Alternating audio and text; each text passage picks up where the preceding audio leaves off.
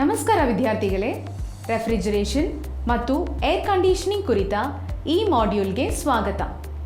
ಈ ಸೆಷನ್ನಲ್ಲಿ ನಾವು frost free ರೆಫ್ರಿಜರೇಟರ್ನ servicing ಬಗ್ಗೆ ತಿಳಿಯಲಿದ್ದೇವೆ. ಉದ್ದೇಶಗಳು: ಈ ಪಾಠದ ಕೊನೆಯಲ್ಲಿ ಈ ಮುಂದೆ ತಿಳಿಸುವ ವಿಷಯಗಳನ್ನು ಮಾಡಕ್ಕೆ ಕಲಿಯುತ್ತೀರಿ. ರೆಫ್ರಿಜರೇಟರ್ನ ಕಂಡೆನ್ಸಿಂಗ್ ಯೂನಿಟ್ ಅನ್ನು ಸರ್ವಿಸ್ ಮಾಡೋದು, ರೆಫ್ರಿಜರೇಟರ್ನ ಎವಾಪರೇಟರ್ ಕ್ಯಾಬಿನ್ ಅನ್ನು ಸರ್ವಿಸ್ ಮಾಡೋದು, ನಿರ್ವಹಣೆಗಾಗಿ ರೆಫ್ರಿಜರೇಟರ್ನ ಒಳ ಮತ್ತು ಹೊರಗಿನ ಕ್ಯಾಬಿನೆಟ್ ಅನ್ನು ಸರ್ವಿಸ್ ಮಾಡೋದು, ರೆಫ್ರಿಜರೇಟರ್ನ ಕಾರ್ಯಾಚರಣೆಯನ್ನು ಮೌಲ್ಯಮಾಪನ ಮಾಡೋದು. ಫ್ರಾಸ್ಟ್ ಫ್ರೀ ರೆಫ್ರಿಜರೇಟರ್ನ ಸರ್ವಿಸಿಂಗ್ಗೆ ಅಗತ್ಯವಿರುವ ಉಪಕರಣಗಳು, ಸಲಕರಣೆಗಳು ಮತ್ತು ಬಳಕೆಯ ವಸ್ತುಗಳನ್ನು ನಾವೀಗ ನೋಡೋಣ.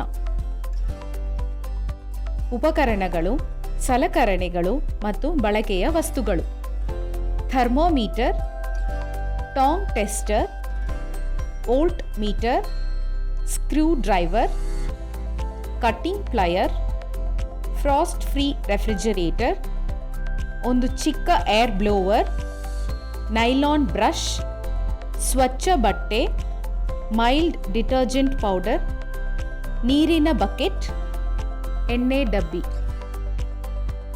ಈಗ ಫ್ರಾಸ್ಟ್ ಫ್ರೀ ರೆಫ್ರಿಜರೇಟರ್ ಅನ್ನು ಸರ್ವಿಸಿಂಗ್ ಮಾಡಲು ಅಗತ್ಯವಿರೋ ಸಿದ್ಧತೆಗಳ ಬಗ್ಗೆ ನೋಡೋಣ. ಟಾಸ್ಕ್ 1: ರೆಫ್ರಿಜರೇಟರ್ನ ಕಂಡೆನ್ಸಿಂಗ್ ಯೂನಿಟ್ ಅನ್ನು ಸರ್ವಿಸ್ ಮಾಡಿ. ಕೈಗವಸುಗಳು ಮತ್ತು ಸುರಕ್ಷತಾ ಕನ್ನಡಕಗಳನ್ನು ಹಾಕಿಕೊಳ್ಳೋ ಮೂಲಕ ಸರಿಯಾದ ಸುರಕ್ಷತಾ ಕ್ರಮಗಳನ್ನು ಖಚಿತಪಡಿಸಿಕೊಳ್ಳಿ, ವಿಶೇಷವಾಗಿ ರೆಫ್ರಿಜರೇಟರ್ಗಳು ಅಥವಾ ಕ್ಲೀನಿಂಗ್ ಏಜೆಂಟ್ಗಳೊಂದಿಗೆ ವ್ಯವಹರಿಸುವಾಗ.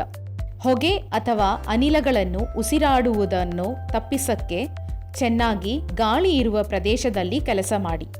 ರೆಫ್ರಿಜರೇಟರ್ ಅನ್ನು ಸ್ವಿಚ್ ಆಫ್ ಮಾಡಿ ಮತ್ತು ಸಾಕೆಟ್ನಿಂದ ಪ್ಲಗ್ ಅನ್ನು ಡಿಸ್ಕನೆಕ್ಟ್ ಮಾಡಿ. ರೆಫ್ರಿಜರೇಟರ್ ಒಳಗೆ ಸಂಗ್ರಹವಾಗಿರುವ ವಸ್ತುಗಳನ್ನು ತೆಗೆಯಿರಿ ಮತ್ತು ಘಟಕವನ್ನು ನಿಧಾನವಾಗಿ ಮುಂದಕ್ಕೆ ಎಳೆಯಿರಿ. ಕಂಡೆನ್ಸಿಂಗ್ ಯೂನಿಟ್ ಅನ್ನು ನೋಡಕ್ಕೆ ಹಿಂಭಾಗದ ಕವರ್ ಅನ್ನು ಅನ್ಸ್ಕ್ರೂ ಮಾಡಿ. ಕಂಡೆನ್ಸರ್ ಕಾಯಿಲ್ಗಳಿಂದ ಧೂಳು, ಕೊಳೆ ಮತ್ತು ಅವಶೇಷಗಳನ್ನು ತೆಗೆದುಹಾಕಲು ಬ್ರಷ್ ಅಟ್ಯಾಚ್ಮೆಂಟ್ ಅಥವಾ ಕಾಯಿಲ್ ಕ್ಲೀನಿಂಗ್ ಬ್ರಷ್ ಹೊಂದಿರುವ ವ್ಯಾಕ್ಯೂಮ್ ಕ್ಲೀನರ್ ಅನ್ನು ಬಳಸಿ. ಹಾನಿಯನ್ನು ತಡೆಗಟ್ಟಲು ಕಾಯಿಲ್ಗಳ ದಿಕ್ಕಿನಲ್ಲಿ ನಿಧಾನವಾಗಿ ಬ್ರಷ್ ಮಾಡಿ ಅಥವಾ ವ್ಯಾಕ್ಯೂಮ್ ಮಾಡಿ. ಚೆನ್ನಾಗಿ ಕೆಲಸ ಮಾಡಕ್ಕೆ ಸಂಪೂರ್ಣ ಶುಚಿಗೊಳಿಸಿದ್ದೀರಾ ಎಂದು ಖಚಿತಪಡಿಸಿಕೊಳ್ಳಿ. ಏರ್ ಬ್ಲೋವರ್ ಅನ್ನು ಸಾಕೆಟ್ಗೆ ಕನೆಕ್ಟ್ ಮಾಡಿ ಮತ್ತು ಕಂಡೆನ್ಸರ್ ರೆಕ್ಕೆಗಳ ಮೇಲೆ ಗಾಳಿಯನ್ನು ಬ್ಲೋ ಮಾಡಿ. ಧೂಳನ್ನು ತೆಗೆದುಹಾಕಕ್ಕೆ ಕಂಪ್ರೆಸರ್ ಸೇರಿದಂತೆ ನೈಲಾನ್ ಬ್ರಷ್ನಿಂದ ರೆಕ್ಕೆಗಳನ್ನು ಸ್ವಚ್ಛಗೊಳಿಸಿ. ಬ್ಲೋವರ್ ಆಫ್ ಮಾಡಿ. ಕಂಡೆನ್ಸರ್ ಕಾಯಿಲ್ಗಳು, ಫ್ಯಾನ್ ಬ್ಲೇಡ್ಗಳು, ಕಂಪ್ರೆಸರ್ ಮತ್ತು ವಿದ್ಯುತ್ ಸಂಪರ್ಕಗಳಲ್ಲಿ ಹಾನಿ ಅಥವಾ ತುಕ್ಕು ಆಗಿದೆಯಾ ಅಂತ ಪರಿಶೀಲಿಸಿ. ಕಂಪ್ರೆಸರ್ ಮತ್ತು ಕಂಡೆನ್ಸರ್ ಅನ್ನು ಒಣಬಟ್ಟೆಯಿಂದ ಒರೆಸಿ. ಅಡೆತಡೆಗಳು ಅಥವಾ ಅಸಾಮಾನ್ಯ ಶಬ್ದಗಳನ್ನು ಪತ್ತೆ ಹಚ್ಚಕ್ಕೆ ಸಾಧ್ಯವಾದರೆ ಅದನ್ನು ಕೈಯಿಂದ ತಿರುಗಿಸುವ ಮೂಲಕ ಫ್ಯಾನ್ ಚೆನ್ನಾಗಿ ಕೆಲಸ ಮಾಡುತ್ತಿದೆಯಾ ಅಂತ ಪರಿಶೀಲಿಸಿ. ಫ್ಯಾನ್ ಮೋಟಾರ್ಗೆ ಎಣ್ಣೆ ಹಾಕಿ ಮತ್ತು ಫ್ಯಾನ್ ಮೋಟಾರ್ ಮತ್ತು ಕಂಡೆನ್ಸಿಂಗ್ ಯೂನಿಟ್ನ ಬೇಸನ್ನು ಒರೆಸಿ. ಸ್ವಚ್ಛಗೊಳಿಸಿದ ನಂತರ ಫ್ಯಾನ್ ಪ್ರತಿರೋಧವಿಲ್ಲದೆ ಮುಕ್ತವಾಗಿ ತಿರುಗುತ್ತದೆ ಎಂದು ಖಚಿತಪಡಿಸಿಕೊಳ್ಳಿ. ಸರ್ವಿಸ್ ಮಾಡಿದ ನಂತರ ಹಿಂದಿನ ಕವರ್ ಅನ್ನು ಹಾಕಿ ಮತ್ತು ಸ್ಕ್ರೂಗಳನ್ನು ಟೈಟ್ ಮಾಡಿ. ಟಾಸ್ಕ್ 2: ಫ್ರಾಸ್ಟ್ ಫ್ರೀ ರೆಫ್ರಿಜರೇಟರ್ನ ಎವಾಪರೇಟರ್ ಕ್ಯಾಬಿನ್ ಅನ್ನು ಸರ್ವಿಸ್ ಮಾಡಿ.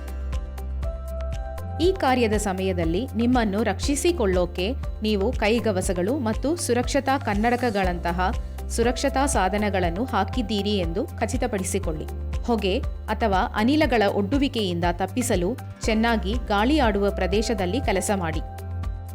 ಫ್ರೀಜರ್ ಒಳಗಿನ ಕವರ್ ಪ್ಯಾನೆಲ್ ಅಥವಾ ಡ್ರಾಯರ್ಗಳನ್ನು ತೆಗೆದುಹಾಕಿದರೆ ಎವಾಪರೇಟರ್ ಕ್ಯಾಬಿನ್ ಸಿಗುತ್ತದೆ.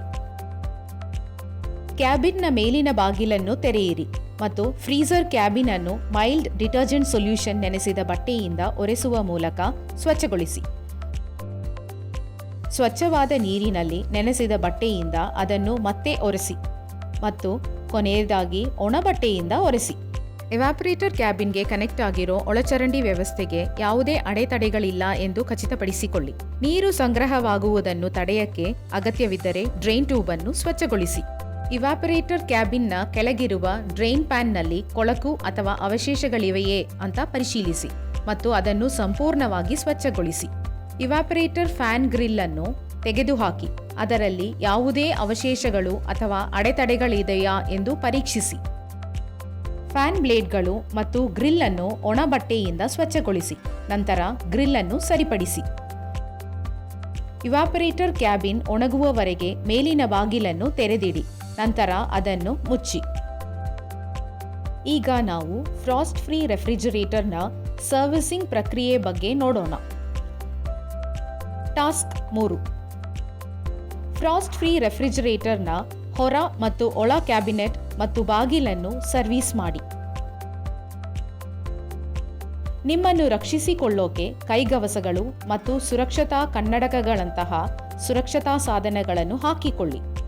ಹೊಗೆ ಅಥವಾ ಅನಿಲಗಳಿಗೆ ಒಡ್ಡಿಕೊಳ್ಳುವುದನ್ನು ತಪ್ಪಿಸಕ್ಕೆ ಚೆನ್ನಾಗಿ ಗಾಳಿ ಆಡುವ ಪ್ರದೇಶದಲ್ಲಿ ಕೆಲಸ ಮಾಡಿ. ಬಾಗಿಲನ್ನು ನಿಧಾನವಾಗಿ ಮುಚ್ಚಿರಿ ಮತ್ತು ನಿಯರೆಸ್ಟ್ ಕ್ಲೋಸಿಂಗ್ ಪಾಯಿಂಟ್ ಅನ್ನು ತಲುಪಿದಾಗ ಮ್ಯಾಗ್ನೆಟ್ ಮೂಲಕ ಬಾಗಿಲು ಎಳೆಯಿತಾ ಎಂದು ಖಚಿತಪಡಿಸಿಕೊಳ್ಳಿ. 4 ಸೆಂಟಿಮೀಟರ್ ಅಗಲ ಮತ್ತು 10 ಸೆಂಟಿಮೀಟರ್ ಉದ್ದದ ಪತ್ರಿಕೆಯನ್ನು ತೆಗೆದುಕೊಂಡು ಅದರ ಅರ್ಧದಷ್ಟು ಬಾಗಿಲಿನ ಅಂಚಿನಲ್ಲಿ ಹೊರಗೆ ಗೋಚರಿಸುವಂತೆ ಇರಿಸಿ ಮತ್ತು ಅದನ್ನು ಮುಚ್ಚಿ. ಈಗ ಕಾಗದವನ್ನು ಎಳೆಯಿರಿ ಮತ್ತು ಅದನ್ನು ಗ್ಯಾಸ್ಕೆಟ್ ಬಿಗಿಯಾಗಿ ಹಿಡಿದಿದೆಯಾ ಅಂತ ಪರಿಶೀಲಿಸಿ. ಬಾಗಿಲಿನ ಸುತ್ತಲೂ ಎಲ್ಲವನ್ನೂ ಪರಿಶೀಲಿಸಲು ಈ ವಿಧಾನವನ್ನು ಬಳಸಿ.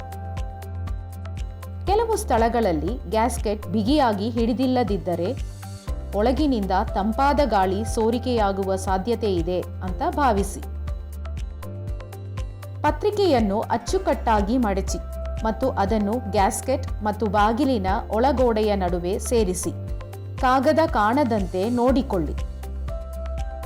ಬಾಗಿಲು ಮುಚ್ಚಿ ಮತ್ತು ಬಾಗಿಲು ಗಟ್ಟಿಯಾಗಿ ಮುಚ್ಚಿದೆಯೇ ಅಂತ ಪರಿಶೀಲಿಸಿ. ಬಾಗಿಲು ಸಂಪೂರ್ಣವಾಗಿ ಮುಚ್ಚದಿದ್ದರೆ ಅಥವಾ ನಿಧಾನವಾಗಿ ಮುಚ್ಚುವಾಗ ಮ್ಯಾಗ್ನೆಟಿಕ್ ಸೀಲ್ ಅನ್ನು ತಲುಪದಿದ್ದರೆ ಸ್ವಯಂಚಾಲಿತವಾಗಿ ಮುಚ್ಚಲು ಫ್ರಿಡ್ಜ್ ಮಟ್ಟವನ್ನು ಸಮತೋಲನವಾಗಿ ಇಡಬೇಕಾಗುತ್ತದೆ. ನಿಧಾನವಾಗಿ ಮುಚ್ಚಿದಾಗ ಬಾಗಿಲು ಸ್ವಯಂಚಾಲಿತವಾಗಿ ಸಮತೋಲನದಲ್ಲಿ ಮುಚ್ಚುವಂತೆ ಮಾಡಲು ಕೆಳಮಟ್ಟದ ಸ್ಕ್ರೂಗಳನ್ನು ಸರಿಹೊಂದಿಸಿ. ಬಾಗಿಲಿನ ಕೀಲುಗಳು ಮತ್ತು ಲ್ಯಾಚ್ಗಳಿಗೆ ಆಯಿಲ್ ಹಾಕಿ. ನಂತರ ಶೆಲ್ಫ್ಸ್ಗಳನ್ನು ಅವುಗಳ ಸರಿಯಾದ ಸ್ಥಳಗಳಲ್ಲಿ ಇಡಿ. ಹ್ಯಾಂಡಲ್, ಲಾಕ್, ಹಿಂಜಸ್ ಮತ್ತು ನೇಮ್ ಪ್ಲೇಟ್ ಅನ್ನು ಮೃದುವಾದ ಒದ್ದೆ ಬಟ್ಟೆಯಿಂದ ಸ್ವಚ್ಛಗೊಳಿಸಿ. ನಂತರ ಒಣ ಬಟ್ಟೆಯಿಂದ ಒರೆಸಿ. ಥರ್ಮೋಸ್ಟಾಟ್ ತಾಪಮಾನ ನಿಯಂತ್ರಣ ನಾಬ್ ಅನ್ನು ಪರಿಶೀಲಿಸಿ ಮತ್ತು ಸಾಮಾನ್ಯ ಕಾರ್ಯಾಚರಣೆಗಾಗಿ ಅದನ್ನು ನಾರ್ಮಲ್ ಅಥವಾ ಸೆಂಟರ್ ರೇಂಜ್ಗೆ ಹೊಂದಿಸಿ. ಫ್ರಿಡ್ಜ್ನ ಹೊರಭಾಗವನ್ನು ಒರೆಸಿದ ನಂತರ ಸ್ವಲ್ಪ ಪ್ರಮಾಣದ ಫ್ರಿಡ್ಜ್ ವ್ಯಾಕ್ಸ್ ಪಾಲಿಶ್ ಹಚ್ಚಿ ಮತ್ತು ಮೃದುವಾದ ಬಟ್ಟೆಯಿಂದ ಎಲ್ಲ ಬದಿಗಳು ಹೊಳೆಯುವವರೆಗೆ ಪಾಲಿಶ್ ಮಾಡಿ.